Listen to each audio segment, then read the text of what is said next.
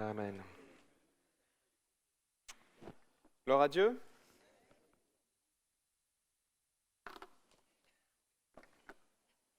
C'est tellement beau de le chanter, mais c'est encore mieux de le vivre. Je suis enfant de Dieu. Et puis ça a d'autant plus de sens que quand on voit ce qui va arriver. Tant qu'à faire. Allez, c'est notre dernier... comment pourrais-je dire ça? Oui, c'est la dernière partie ce soir, mais l'Apocalypse est quelque part, à mon avis, un livre sans fond. Il sera difficile aussi pour moi ce soir d'aller dans le détail de tout. Et en même temps, j'ai quand même la conviction que malgré ce que Jean nous a laissé, il y a beaucoup de surprises qui nous attendent. Permettez-moi de faire un petit récapitulatif. Je vais être très très rapide évidemment. Si on pouvait avancer sur les vignettes s'il te plaît. Nous avons vu tout ça. C'est déjà pas mal. Nous avons passé brièvement les 7 églises, nous avons vu celui qui est assis sur le trône, l'agneau immolé, glorifié, il a le rouleau, en effet, il a le sceptre et il règne. Les 7 sceaux, c'est lui qui les libère, il libère donc les 4 cavaliers. Et en même temps, dans le chapitre 7, nous avons vu que déjà nous avons une projection de l'enlèvement de l'église, ou en tout cas ce que sera cette église dans un temps particulier glorifié. Nous avons vu le chapitre 8, 9 et 11. C'est les 7 trompettes, c'est ce que j'ai appelé moi la colère de l'agneau. Les 7 trompettes, elles se terminent dans le chapitre 15, 16, avec les coupes, l'Armageddon, nous en avons parlé, et finalement les cataclysmes de la fin des temps. Il faut tout préciser. Non, la fin du monde, excusez-moi. Chapitre 11, nous avons parlé des 2 témoins. Et l'une de mes convictions, c'est qu'ils font référence à l'Église. Après, en effet, vous trouverez tout un tas d'interprétations sur qui sont les 2 témoins. Et en effet, vous allez trouver tout un tas d'explications. Certains y voient Moïse, Élie, certains y voient tellement de choses. Mais en même temps, on se rend compte qu'il y a une espèce de corrélation entre la fin des temps, la fin des 2 témoins, puisque vous savez que les 2 témoins, c'est tout à fait spirituel dans la réflexion. Le chapitre 11 est tellement imagé, il faut tout remettre dans son contexte, que quand et Jean vient à parler de ces 2 témoins, il est dans une compréhension, il est dans des images. Et en effet, la fin des 2 témoins est tragique, et en même temps, elle est tellement annoncée depuis le départ, parce que l'Antichrist est parti en tant que vainqueur et pour vaincre. Tellement violent à dire comme ça. Et finalement, lorsque la contre-attaque démoniaque viendra toucher sa fin, alors qu'il croit en avoir fini avec l'Église, c'est là qu'elle renaît de ses cendres. Et oui. Nous avons vu la fin de la contre-attaque satanique, en effet, et nous avons attaqué le chapitre 12 et 13, qui sont une image dépeinte de la femme qui en a fait Israël dans un sens vraiment large et au cours de l'histoire, cette femme qui est appelée à enfanter l'élu, femme que la bête va poursuivre tout au long de l'histoire. On se rend compte qu'Israël est pourchassé en fait, pour une seule raison, c'est que la bête sait que la postérité de la femme va voir un jour naître le Messie. La bête le sait. Aussi, elle va tout entreprendre pour en finir avec la femme et elle attend l'enfant. Et plusieurs fois, que ce soit Moïse ou que ce soit même Jésus, on se rend compte que la bête a failli y arriver ou a cru y arriver. Et à chaque fois, et en effet, la bête va se rendre compte que ça ne sert à rien de courir après l'enfant. Il faut que ces choses arrivent. Il fallait que le Messie vienne sauver l'humanité. Aussi, le diable se consacre à s'attaquer à la postérité de la femme. C'est ce que nous avions vu ensemble. Le chapitre 13 et 12, 13 clarifie la mission satanique, clarifie qui est Satan, qui est la bête, qui est l'Antichrist. Je ne reviendrai pas dessus, et son projet. funeste qui est en effet au départ d'empêcher la naissance de Christ et dans un second temps en finir avec la postérité de la femme. Enfin, nous avons vu le chapitre 19 qui commence par le Christ triomphant. C'est tellement bon de voir Jésus arriver sur son cheval. Amen. Tellement bon de voir qu'il a le dernier mot. Et en effet, on voit la défaite de la bête et de son prophète, et il nous dit qu'ils sont jetés dans l'étang de feu. Et nous avions enchaîné avec le dragon ancien qui, lui, n'est pas jeté dans l'étang de feu. Encore, il est jeté, comme la Bible dit, dans l'abîme, qui est une prison spirituelle enchaînée pour 1000 ans, le temps que finalement le millénium passe, et à la sortie de cela, nous avions vu qu'il allait être libéré. C'est tout bon ? Nous avions vu dans le détail, et nous avions pu reprendre ça ensemble. J'aimerais, s'il te plaît, tu peux mettre la vignette suivante. Maintenant, le schéma global prend forme. Nous avons vu donc cette grande époque, grande partie, et finalement, elle court toujours la contre-attaque satanique à la suite de la croix, avec les 4 cavaliers qui sont partis. Nous pensons que l'enlèvement aura lieu dans cette période tragique où l'Église sera oppressée par une activité satanique au travers de l'Antichrist. Les 3 sceaux courent toujours, la demi-heure, les 7 coupes et les 7 trompettes, dans ce que j'appelle moi la colère de l'agneau aboutissant à l'Armageddon. Et finalement, le millénium. Nous en sommes restés plus ou moins là, et finalement, on pourrait se dire qu'est-ce qui reste à voir ? Beaucoup de choses. Permettez-moi d'identifier les chapitres que nous n'avons pas vus encore, pour avoir une vue globale des textes. Nous avons encore le chapitre 14, dont je vais parler tout de suite, le chapitre 17, 18, 19, qui sont des chapitres liés par un point en particulier, et même le chapitre 14, vous allez le voir, par l'apparition de Babylone. Et c'est étonnant de trouver cette mention-là de Babylone dans la fin, mais avec un peu de recul, vous allez comprendre dans quelle idée et pourquoi Jean en parle. Pourquoi Dieu, ou en tout cas l'ange a trouvé du sens à en parler. Enfin, nous terminerons par les éléments que nous n'avons pas vus dans le chapitre 20. Nous finirons rapidement par la cité céleste, le chapitre 21. Que dire de cette cité, si ce n'est qu'elle est magnifique ? Et nous conclurons le chapitre 22 par ce que Jésus a à nous dire. Et finalement, c'est lui qui conclut l'Apocalypse. C'est tellement bon de finir avec lui, n'est-ce pas ? Prenons le chapitre 14 rapidement. Le chapitre 14 soulève tout un tas de problématiques qui sont récurrentes, mais là, vraiment, on est un peu perdu. Parce que le chapitre 14 est un patchwork d'éléments que nous avons vus, qui sont à venir, et finalement, la question de où ça prend place exactement, et cette question va se poser quand nous allons passer à la réflexion des premiers versets du chapitre 14, où il est fait référence de la montagne de Sion et en même temps du trône de l'Éternel. Et franchement, on est perdu. Vous auriez un GPS là, il tournerait il moulinerait tellement le contexte est difficile à saisir. Et je ne vais pas rentrer dans les difficultés que rencontrent les spécialistes de la Bible, je ne sais pas non plus. Je vous ai dit qu'avec l'Apocalypse, il fallait avoir beaucoup d'humilité. Voilà, je n'en sais rien. Le qui va se poser quand il s'agit des 144 000. En effet, les 144 000 réapparaissent. On les a vus précédemment. Mais beaucoup pensent qu'ils sont différents. Quand nous parlons d'eux, en particulier dans Apocalypse chapitre 7, si je me rappelle bien, il est fait référence des 144 000 d'Israël répartis dans différentes tribus. Et puis là, on les retrouve, les 144 000, mais ils ont la marque de Dieu, et puis ils ont la marque du Fils, et puis finalement, c'est l'Église, c'est le peuple d'Israël. Franchement, je vais être très honnête, ils se battent encore à savoir qui ils sont. Je ne rentrerai pas dans ce débat.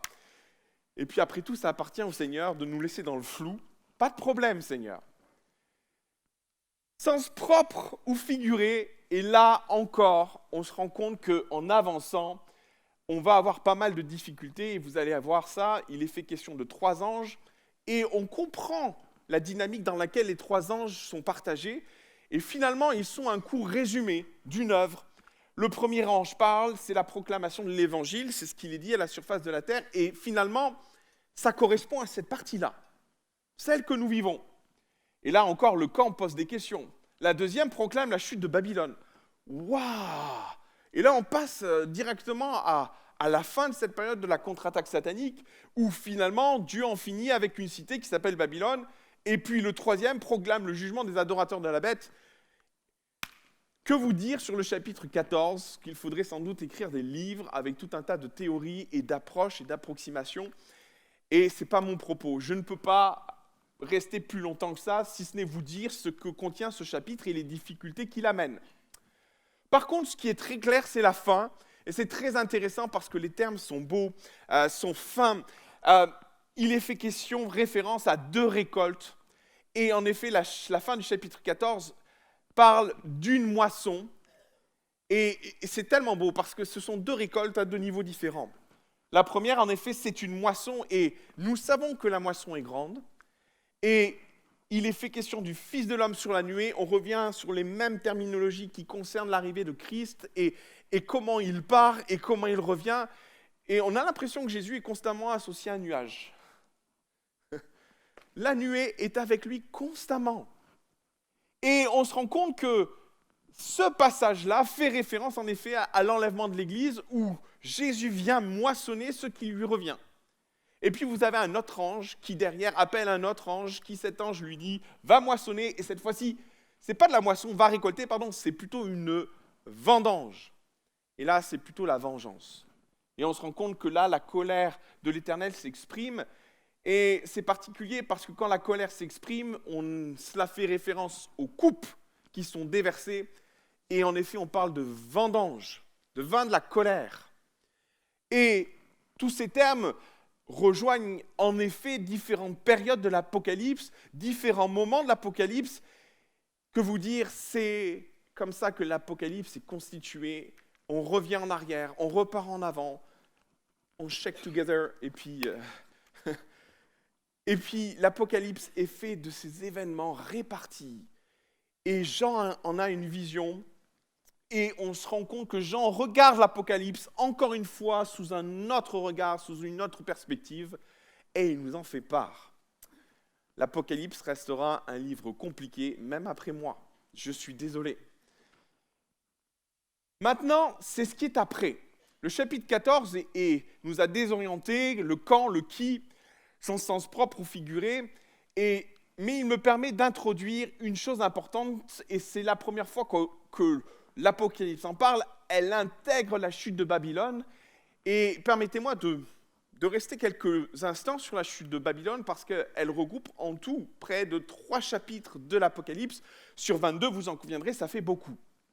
Maintenant, qu'est-ce qui nous est dit sur cette chute de Babylone? On avance, s'il te plaît. Elle est décrite comme la grande prostituée, je ne pourrais pas tout reprendre. On l'a décrit comme Babylone la grande. De quoi ou de qui s'agit-il? Et là encore, les différents spécialistes théologiens se battent encore aujourd'hui de savoir s'il s'agit d'une femme, s'il s'agit d'une ville, et en particulier de Babylone. Parce qu'au départ, elle nous est présentée comme une femme, et c'est ce que vous aurez et trouverez dans le chapitre 17, qui est sur le dragon, et elle est décrite un peu plus loin comme la grande ville, et finalement son nom est secret jusqu'à ce qu'on nous le dise, c'est Babylone. Et finalement, dans les interprétations que vous pourriez trouver, et c'est là que c'est très intéressant, c'est très amusant aussi, vous pourrez trouver tout un tas d'interprétations autour de Babylone. En effet, c'est Babylone, celle qui a été rasée et qui sera reconstruite. Et puis, il y en a beaucoup qui pensent, et peut-être c'est votre cas, et je respecte ça, qui pensent qu'un jour Babylone sera reconstruite, et puis finalement, c'est cette Babylone qui sera détruite. Certains y ont vu Rome. Et beaucoup d'interprétations vont dans ce sens, parce que quand ils décrivent les 10 collines, vous aurez l'occasion de le lire si vous ne l'avez pas lu, ça fait penser aux 10 collines qui sont autour de Rome, et qui, quelque part, semblent indiquer qu'il s'agit de Rome, et de son système, et en particulier une église. Ouais, pourquoi pas? Après, il y en a qui ont vu Rome. Après Rome, il y en a qui ont vu New York. Et à juste titre, lorsqu'on lit les différents passages, et en particulier, si je ne me trompe pas, le chapitre 18, il est fait question de commerce, il est fait question de richesse, et on sait que New York est un point névralgique, est un point essentiel, et dans notre compréhension, et par rapport à notre vision des choses, notre compréhension des choses, peut-être si on avait identifié une Babylone, New York, ça serait quand même pas mal. Ok. Et puis, finalement, la question que je me pose, est-ce une ville ou autre chose? Et personnellement, moi, j'en suis arrivé à la conclusion que, je vais vous la partager, on y va.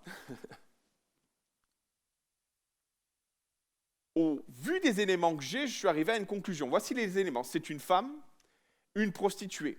Et c'est important de signaler ça parce qu'elle est à différencier de l'animal, du dragon. On pourrait penser que cette ville peut représenter le diable. Non, ce n'est pas le diable, ce n'est pas non plus la bête, et ce n'est pas non plus le prophète de la bête. Il est question d'une femme, en effet, d'une prostituée, et ces termes sont tellement importants. Elle est assise sur la bête. Et en effet, elle nous permet de différencier les deux. En effet, il y a elle et il y a la bête, et les deux sont vraiment distincts. Il nous est dit qu'elle est riche, elle est remplie d'abominations, d'impuretés, et il est même fait référence à elle en tant que repère de démons. C'est ce que vous pourriez trouver éventuellement dans la suite en lisant les chapitres concernant, et je crois que c'est le chapitre 18 où il est fait référence que Babylone abrite est un repère de démons, et en effet, on a le sentiment que c'est le cas. Elle est aussi ivre de sang, des témoins de Jésus. Waouh! Belle description. On voit que l'œuvre satanique est passée par là, et elle sera dépouillée par la bête à la fin. Au départ, ils sont copains, mais on se rend compte qu'à la fin, pas si évident que ça. Maintenant, je vais vous donner une explication à tout ça. C'est une explication, c'est une interprétation. S'il te plaît, vignette. Il est difficile, en effet, d'identifier de façon précise, tellement les éléments sont contradictoires, et on pourrait parler de Rome, mais il y a des éléments qui font que ça ne l'est pas. On pourrait parler de Babylone, mais Babylone n'existe plus. On pourrait parler de tellement d'éléments qui sont en effet, qui correspondent à une image, et encore là, Jean, et j'en suis convaincu, vient à parler de façon imagée pour aider chacun d'entre nous à comprendre, ou en tout cas ceux de son époque à comprendre. Maintenant, plaçons-nous dans notre contexte.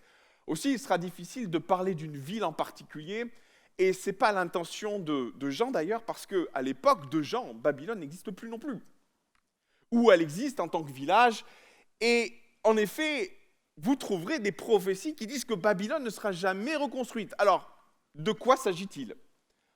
Il est fait référence, c'est une femme, et c'est ce que je partageais, qui se différencie de la bête et de son prophète.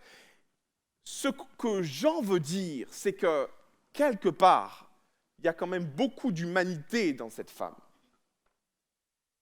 Et pas tellement de démons ou d'aspects surnaturels, il s'agit de l'humanité. Elle est identifiée à une prostituée, en effet, et dans la Bible, souvent, la Bible qualifie la prostitution comme le fait d'aller ailleurs. C'est-à-dire que, bien souvent, quand Dieu met une condamnation sur Israël, il dit à Israël, tu es allé te prostituer auprès d'autres dieux. Et en effet, on se rend compte que c'est ce qui met la plupart du temps Dieu en colère avec Israël.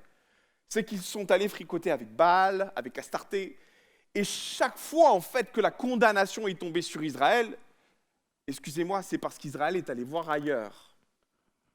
Et c'est sans doute cet aspect-là qui caractérise cette Babylone, elle est idolâtre. Maintenant, de quoi? En effet, l'idée de prostitution va plus loin dans les Écritures quand il est fait référence des nations, et vous trouverez plusieurs textes qui vont dans ce sens-là.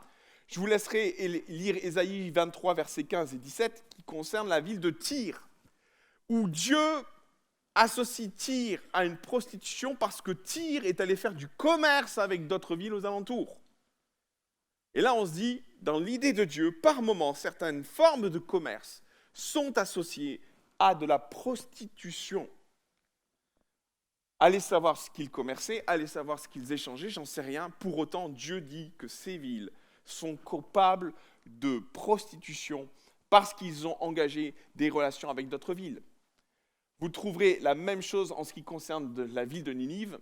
Et finalement, quand vous lisez Apocalypse chapitre 18, donc c'est Nahum chapitre 3, verset 4, Nahum, et vous trouverez Apocalypse 18, vous vous rendez compte que là, dans ce chapitre, la part business est énorme.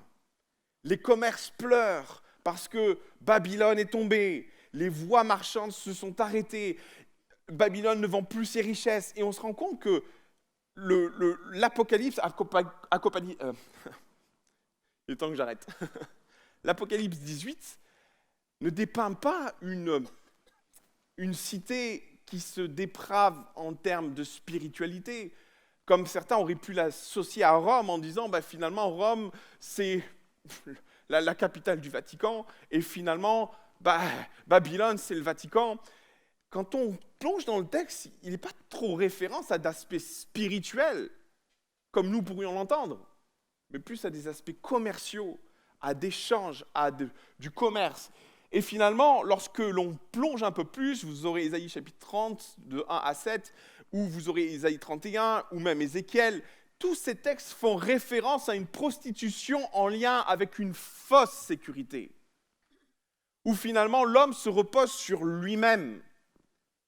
Et finalement, parce qu'il compte sur lui, il ne laisse plus de place à Dieu. Ouais. On y va.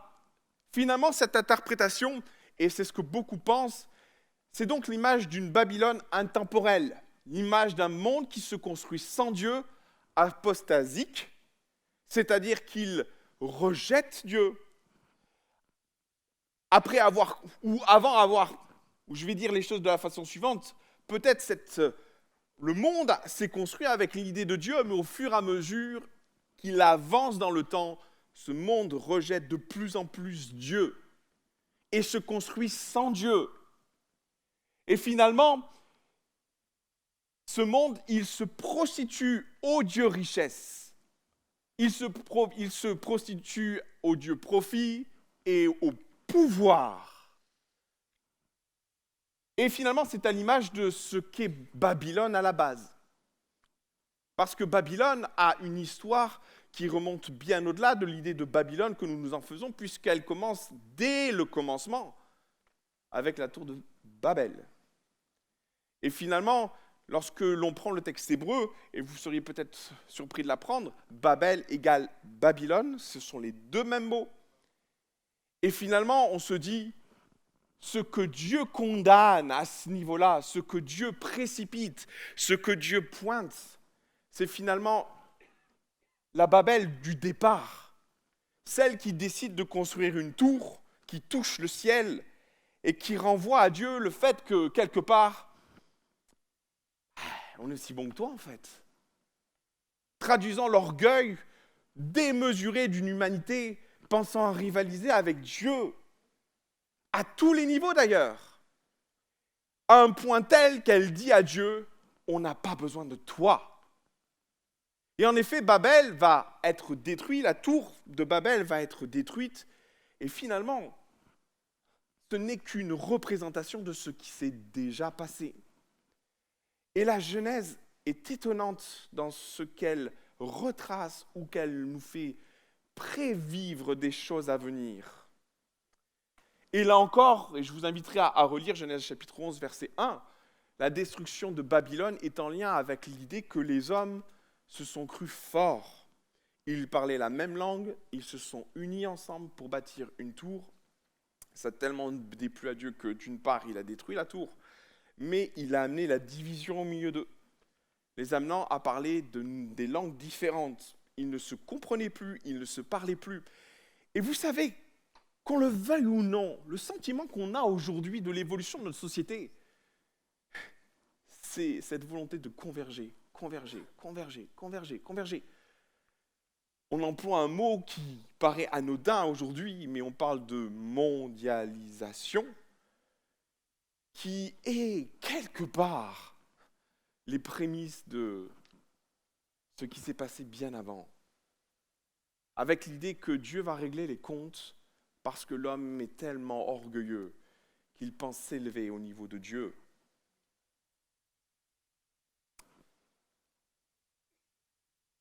Aussi, ce que l'on apprend plus tard dans la réflexion, et c'est ce que vous trouverez dans l'Apocalypse chapitre 17, la fin du chapitre 17, vous verrez que les nations vont donner le pouvoir à la bête, et en conduisant et en allant un peu plus loin dans le chapitre du 17, il est dit que la bête va dépouiller Babylone.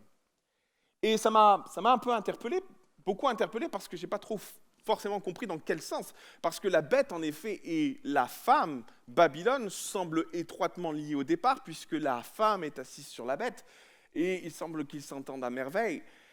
Il se trouve que, semble-t-il, dans l'apogée de cette contre-attaque adversaire, de l'adversaire qui va faire monter et émerger l'Antichrist, l'Antichrist, en effet, va récupérer le système. Et il va tromper la Babylone, celle qui s'élève et qui se croit plus haut que Dieu. Je pense que Satan a vu d'un mauvais œil l'idée que Babylone s'élève au-dessus de lui-même déjà. Et finalement, il a empêché à l'homme d'aller plus loin en s'accaparant des richesses. Et en effet, il y a un texte qui doit nous interpeller, c'est dans l'Apocalypse 13, verset 17. Il est fait question de la marque de la bête, où il nous est dit que personne ne pourrait vendre ni acheter sans ça. Vous ne trouvez pas que la bête a un fort contrôle sur le commerce, du coup, sur les échanges, sur les richesses? Ne s'est-elle pas approprié ce que l'homme a bâti pour bâtir ses propres richesses et pour s'élever au-dessus de Dieu? L'humanité va se faire avoir. Et la bête va s'en servir pour son propre usage, et en effet, elle va dépouiller le système. Cette humanité qui se pensait forte va déjà se faire bouffer par celui qu'elle pensait être son ami. Eh oui, dur. Maintenant, et permettez-moi d'aller plus loin, on va revenir sur le schéma de base, s'il te plaît, avance. Merci. Nous en arrivons à cette période-là un peu tragique où la bête est là, où le système, où l'orgueil de l'humanité va venir à son plus haut, pensant s'élever au-dessus de Dieu. L'Antichrist va séduire tout le monde et la Babylone va penser qu'elle a dans l'Antichrist un ami fidèle, mais l'ami fidèle va la voler, va la dépouiller. Et la conclusion de ça, sans doute après l'enlèvement de l'Église, et c'est ce que j'ai envie de croire, et c'est ce que le texte me prête à croire, le jugement et la colère de l'agneau, l'Armageddon, et on se retrouve dans cette bataille finale où la séduction de la bête, de son prophète, et puis finalement du diable, amène les nations à affronter Dieu. Et voyez comme le diable est fort, et en quoi il roule encore l'humanité. Au lieu d'amener l'humanité peut-être dans une réflexion sur, on va peut-être pas s'attaquer à Dieu, c'est en ça que l'humanité se fait encore dépouiller par le diable. Le diable amène l'humanité à combattre Dieu. On se fait encore avoir, les hommes, séduits par une bête, par son prophète, et finalement on comprend mieux pourquoi elle nous dépouille. On est dépouillé à tous les niveaux. Et l'humanité va disparaître, ou en tout cas la bataille d'Armageddon va laisser place à plus rien. Et au millénium, gloire à Dieu. Permettez-moi maintenant de faire des parallèles intéressants, et ça pourrait vous intéresser. On va avancer simplement, s'il te plaît. Voici les parallèles que je vous propose de découvrir. En effet, nous avons vu le chapitre 12 et 13, qui décrivent l'histoire du dragon ancien, de la bête et de l'Antichrist. Maintenant, vous avez un parallèle intéressant de notre humanité au travers du chapitre 17, 18. Babylone est le reflet de ce que nous sommes. Et finalement, Dieu fait le point de deux trajectoires qui s'accompagnent dans l'histoire, fait un break pour expliquer, voilà le diable d'où il vient, et voilà où commence la folie de l'humanité, où elle s'arrête. En effet, le chapitre 17, 18, qui font référence à Babylone, décrivent l'histoire de l'humanité. Et ce qu'il y a de beau, c'est que ces deux chapitres, ces quelques chapitres se suivent jusqu'au chapitre 19 où ils s'assemblent dans un point final qui est l'Armageddon et qui marque la fin du monde. En effet, c'est la fin d'une ère, c'est la fin d'une civilisation et c'est ce que je vous ai marqué là. Le chapitre 19 marque la fin de notre civilisation. Et n'y voyez pas les civilisations égyptiennes, non. Notre civilisation a été bâtie, s'est construite sur le commerce, sur la guerre, sur des puissances qui se sont levées, qui se sont bâties, sur la science, sur tout un tas de choses. En fait, l'Armageddon marque la fin de cette civilisation, comme elle s'est construite, comme elle s'est montée. Et la Bible le dit, c'est au chapitre 10, elle est tombée, Babylone la grande. Cette civilisation dont l'homme est tellement fier. En quelques instants, elle va disparaître. Et en effet, les nations vont pleurer. Parce que tout ce qui faisait notre civilisation, notre fonctionnement, va disparaître en quelques instants. C'est fou de penser que l'homme va mettre des milliers et des milliers et des milliers d'années pour en arriver là. Et Dieu, en un instant, renverse l'orgueil humain. C'est dire si l'homme se croit fort, et c'est dire combien Dieu est grand. Et en effet, lors de la fin du monde, et comprenez la définition peut-être même maintenant plus précise, c'est pour ça qu'on parle de la fin du monde, on parle de la fin de notre monde, dans comment il s'est élevé, dans comment il s'est constitué, avec les différents éléments qui le caractérisent, le commerce international, et tout ça, et finalement ça marque le début d'une nouvelle ère. Fini le règne de l'homme, du pseudo-règne de l'homme, parce qu'il a toujours été manipulé par le diable. Il est le prince de ce monde, on est d'accord. Vous le voyez, le dragon sur lequel il est assis, elle est assise, la prostituée. En effet, l'homme se croit seul, mais il n'est qu'une marionnette. Et le jour de l'Armageddon marque la fin de cette ère où l'homme et la bête vont cohabiter ensemble, vont travailler ensemble, d'une part pour vaincre les Juifs, d'une part pour vaincre les chrétiens, d'autre part.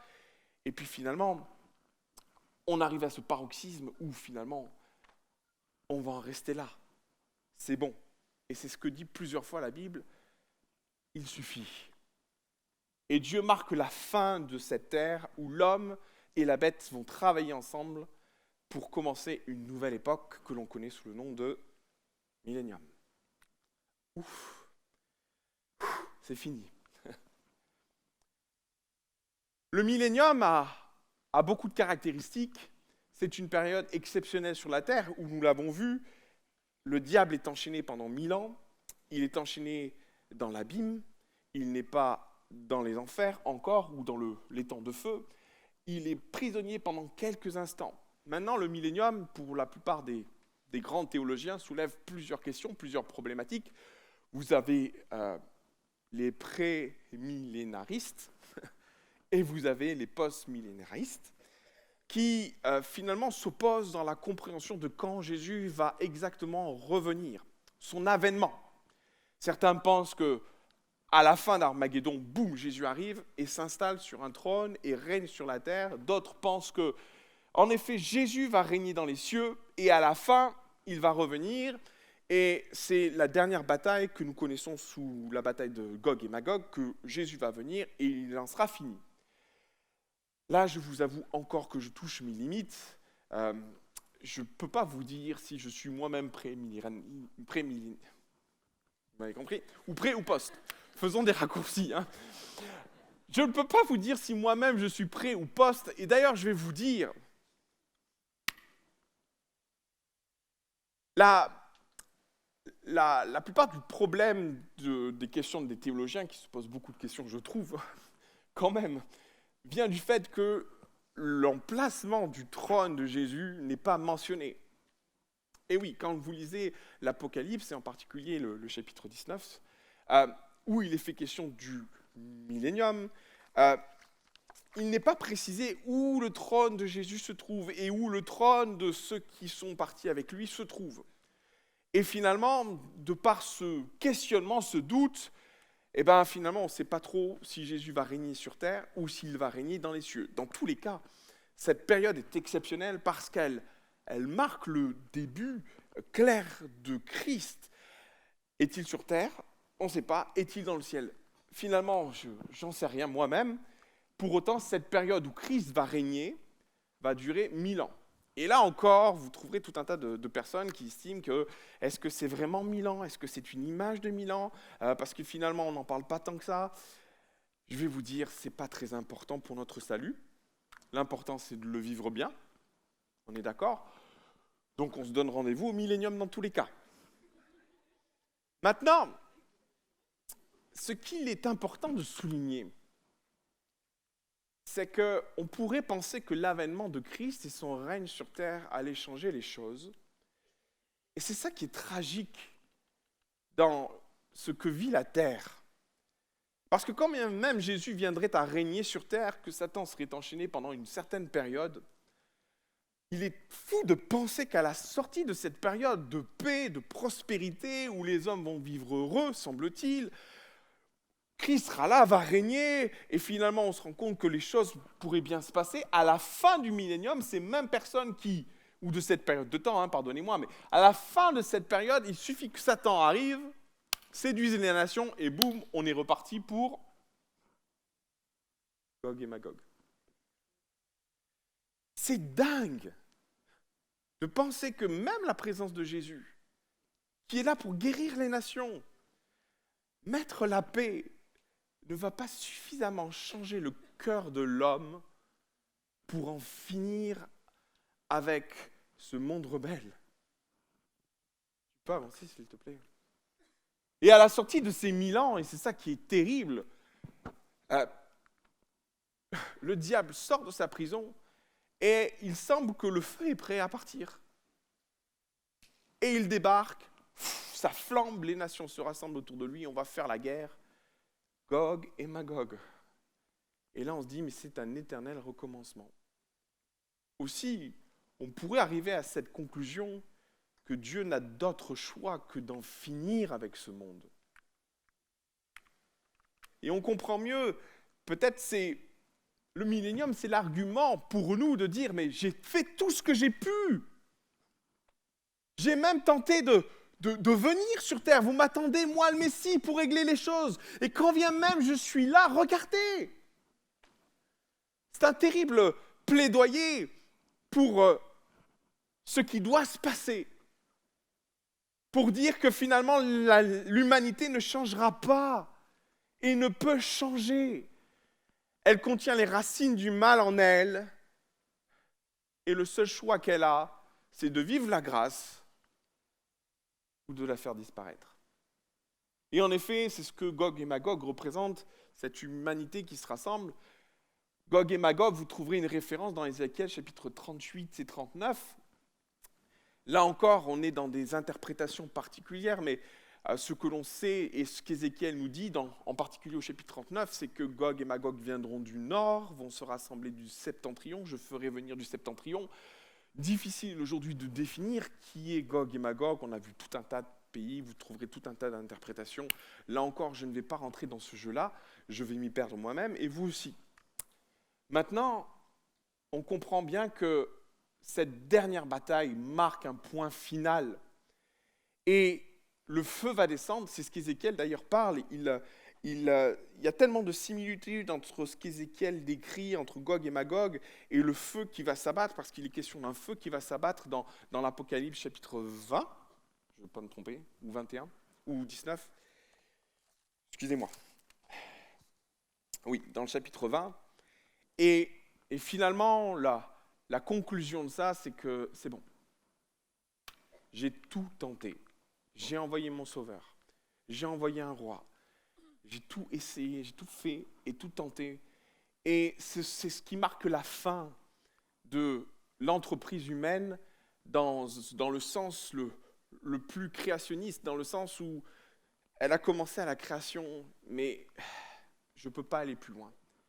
Et on en arrive avec le jugement dernier, et du coup la seconde résurrection. La première résurrection concerne en effet l'Église qui va revenir, et nous aurons la seconde résurrection où ceux qui n'ont pas cru ou qui n'ont pas vécu l'Église vont ressusciter et ils vont tous paraître devant l'immense trône et seront jugés.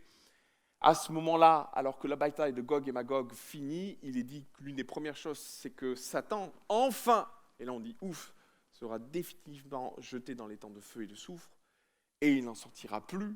Il sera tourmenté, je crois que c'est les termes qui sont employés au siècle des siècles, avec ses deux autres copains, à savoir la bête et son prophète. Et on en a fini avec la trinité démoniaque, diabolique, et on arrive à ce que l'on appelle, nous, la fin des temps. Peut-être vous ferez maintenant la différence entre la fin du monde et la fin des temps. La fin du monde traduit la fin de notre monde, dans ce qu'il est, comment il s'est construit. La fin des temps, elle, fait plus référence au fait que il n'y a plus de temps. Et en effet, on rentre dans une période extraordinaire où le temps va s'arrêter. C'est aussi ça l'idée de la fin des temps, puisque la cité céleste, et c'est ce qui nous est dit dans les chapitres suivants, ne sera plus alimentée par le soleil, mais par la simple présence de Dieu. L'homme a bâti son horloge sur les astres, sur les planètes qui tournent, tout ça c'est fini. Et c'est peut-être un moyen mémotechnique de se rappeler que la fin des temps, c'est la fin du temps, et que quelque part on rentre dans une nouvelle ère, où après le millénium, après la bataille de Gog et Magog, après le jugement dernier, nous rentrons dans le chapitre qui nous décrit la cité céleste, à savoir notre Jérusalem. Je pourrais aussi faire et je vous invite à faire peut-être un petit travail pour vous qui est très intéressant. Je n'ai pas pu le faire ce soir parce que c'était trop long, mais faites un parallèle saisissant entre la cité Jérusalem et la Babylone. Et vous pourriez faire ce parallèle et ça vous aiderait à comprendre que finalement, ce sont les antagonistes de l'histoire. Elle est constituée de non-chrétiens, la Babylone, la cité céleste qui est représentée comme l'épouse de Christ. Elle est présentée comme l'épouse de Christ. Elle est formée des chrétiens et de ceux qui sont sauvés. Et vous allez voir tous les points qui identifient une humanité qui se lève contre Dieu et une humanité qui se lève pour Dieu. Et c'est tellement beau de faire ce parallèle. Je me suis dit, au vu du temps que j'avais, ça allait être compliqué. Mais je vous laisse en devoir pour vous, si vous voulez le faire. Et c'est très intéressant de faire ce parallèle si vous en avez le temps. Je vais terminer. Certains disent, ouf, nous avons tout vu. La contre-attaque, nous avons vu les 7 coupes, les 7 trompettes, la colère de l'agneau, l'Armageddon, l'enlèvement de l'Église, l'Antichrist, la bête. Nous avons vu, ça a été décalé avec le PowerPoint, mais Jésus revient. Amen. Et soit il est post, soit il est prêt, mais dans tous les cas, dans cette période-là, Jésus sera là, soit il régnera dans le ciel, soit il sera sur terre. Nous laissons nos chers érudits se battre sur la question. Nous, l'important, c'est que Jésus règne. Nous avons vu la bataille de Gog et Magog, avec le parallèle avec le livre d'Ézéchiel, le jugement dernier, la Nouvelle Jérusalem. Je ne rentrerai pas dans les détails de la Nouvelle Jérusalem parce que mon propos est plus de venir sur des éléments de compréhension compliqués. Il faut la lire, c'est tellement beau. Il faut s'en nourrir, c'est notre espérance. C'est ce après quoi nous courons. Et elle est tellement belle dans sa description. Et pour moi, c'est notre espérance. Et puis par moments, j'oserais dire que par moments, lorsque nous vivons des temps qui sont compliqués, notre avenir est là-haut. Vous savez, quand vous investissez, je ne sais pas, c'est peut-être votre cas, un jour avec mon épouse, on est allé voir des futurs appartements en construction.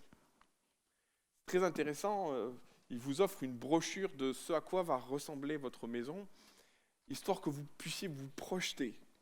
Moi, je crois que le meilleur entrepreneur, c'est Dieu.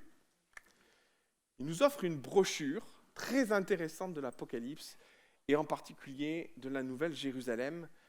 Prenez le temps de visiter. Prenez le temps de vous en nourrir.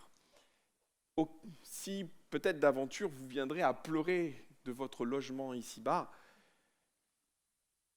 Nourrissez-vous de l'espoir futur. Je dis ça avec beaucoup d'humour, mais on court après ça, mes frères et sœurs. C'est notre espérance. C'est notre espérance. Et en plus, Jésus va dire une chose extraordinaire, je m'en vais vous préparer une demeure, et il y a beaucoup de demeures. Rêvons à quoi va ressembler notre maison. Elle sera d'or pur. Ça fait rêver quand même. Bon, il faut aimer l'or, mais oui. Je vais terminer avec ce que Jésus nous dit. Parce que l'Apocalypse n'en reste pas à la Nouvelle Jérusalem. Elle termine avec le chapitre 22, qui est un chapitre conclusion, où Jésus nous parle. Et il dit plusieurs choses, et ça doit nous interpeller, mes frères et sœurs. Parce que la plupart sont en lien avec le fait qu'il revient. Le verset 7, « Et voici, je viens bientôt.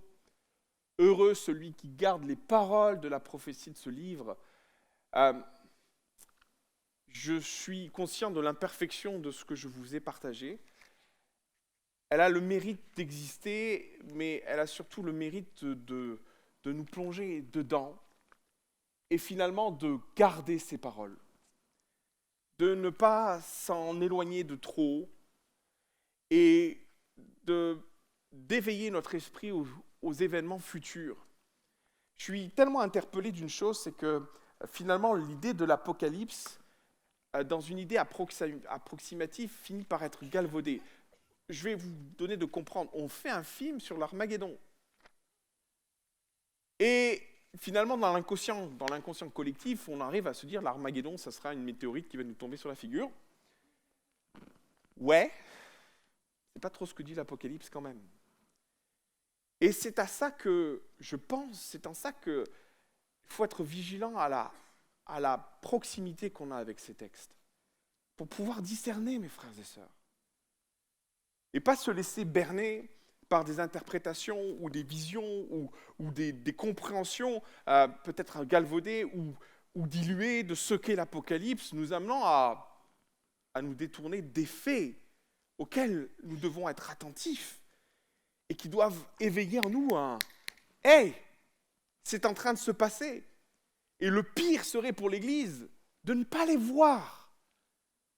Parce que, alimenté par une théologie approximative ou diluée, nous amenant à passer à côté des événements qui nous concernent. Alors oui, heureux celui qui garde les paroles de la prophétie de ce livre. Heureux celui qui sera dans son esprit capable de reconnaître l'Antichrist, les événements qu'il vive, le fait que Christ revient bientôt. Jésus revient bientôt, certes. Mais je pense que beaucoup seront sauvés parce qu'ils vont lire les temps. Et qu'ils seront capables de dire, Seigneur, là c'est maintenant ou jamais. Comme sauvés par le feu. Oui ? Ça, c'est aussi une parole de Jésus qui est censée nous évoquer l'importance que peut avoir ce livre quant à celui qui, peut-être, au dernier moment, comme le brigand sur la croix, sera capable de dire « Je reconnais, Seigneur, que tu es le Messie. » Alors, en effet, le verset 12, « Voici, je viens bientôt, et ma rétribution est avec moi pour rendre à chacun selon ce qu'est son œuvre. Je suis l'alpha, l'oméga, le premier, le dernier, le commencement et la fin. Amen. » Verset 16, « Moi, Jésus, j'ai envoyé mon ange pour vous attester ces choses dans l'Église. Je suis le rejeton de la postérité de David, l'étoile brillante du matin. » Ça fait vibrer mon cœur. Verset 20, « Celui qui atteste ces choses dit, oui, je viens bientôt. Amen. » Et l'Église conclut. Amen. Que Dieu vous bénisse, mes frères et sœurs. Que Dieu vous bénisse. Et si peut-être cette étude vous a donné de garder ce livre à proximité de votre livre de chevet un petit peu, ou même je dirais constamment, ce sera une victoire pour moi, ce sera une victoire pour notre Seigneur. Et dans tous les cas, euh, elle nous amènera à être heureux. C'est ce que Jésus dit 2 fois dans ce chapitre et 2 fois dans le livre de l'Apocalypse. Alors que Dieu vous rende heureux au travers de ce livre et de ces prophéties. Amen. Seigneur Jésus, merci pour ta parole.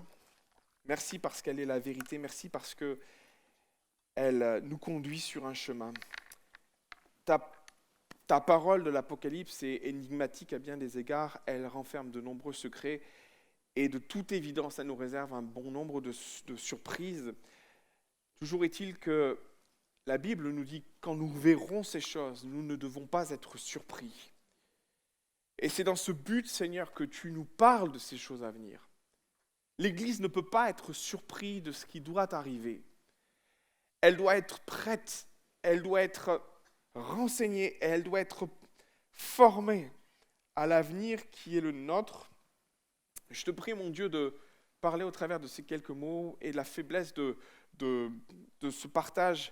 Par moments, l'idée est tellement courte, mais Seigneur, qu'elle éveille en nous quelque chose, qu'il reste quelque chose de bon, qu'il reste un bon dépôt, et que de ce bon dépôt, il en fasse de l'Église une Église qui est prête à vivre ces temps. Seigneur, prépare-nous, prépare nos bien-aimés, ceux que nous aimons, prépare ton Église, celle que tu aimes, fortifie-nous, établis-nous, que notre foi soit ferme, persévérante, jusqu'au bout, que ton Église soit belle lorsque tu viendras la chercher, et dans l'attente de ces jours heureux où tu dis dans ta parole que toutes les larmes seront essuyées, et c'est cette joie éternelle qui est notre espérance. Nous voulons mettre notre espérance là-dedans, dans le fait qu'un jour tu viendras nous chercher et que tu nous enlèveras dans la nuée avec toi. Merci Seigneur pour cette promesse qui est nôtre, qui est celle que tu as faite à ton Église. Viens bientôt Seigneur, viens bientôt. Amen. Que Dieu vous bénisse.